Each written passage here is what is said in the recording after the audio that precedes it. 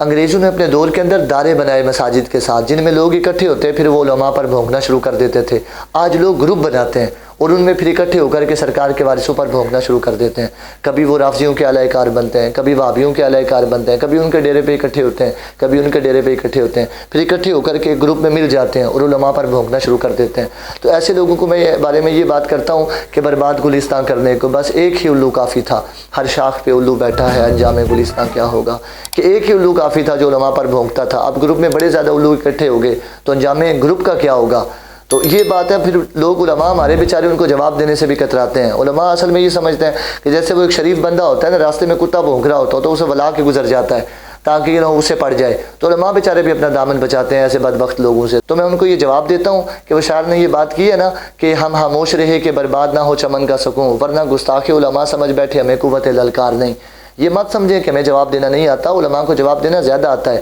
ہمارے قبلہ بابا جی رحمۃ اللہ تعالی علیہ فرمایا کرتے تھے کہ ساڑھے مولویاں کو ایسی لغت موجود ہے کہ اسی اگر تمہیں جواب دے منتے آ بھی ہے نا تو تمہارے ماں پیو بھی وہ لفظ نہیں جانتے، لیکن مسئلہ یہ ہے کہ ہم اپنی ذاتیات کے لیے کسی کو جواب نہیں دیتے۔ تو ایسے لوگوں کو سمجھانا مقصود ہوتا ہے، انہیں بھی شرم کھانی چاہیے۔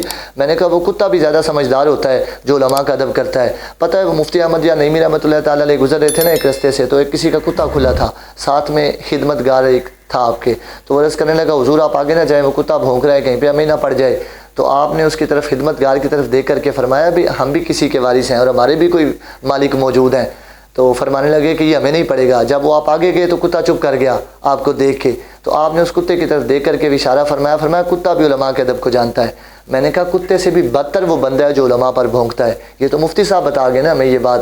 پھر ایسے لوگ جو علماء پر بھونکتے ہیں نا وہ اللہ کے عذاب کو بھی دعوت دیتے ہیں۔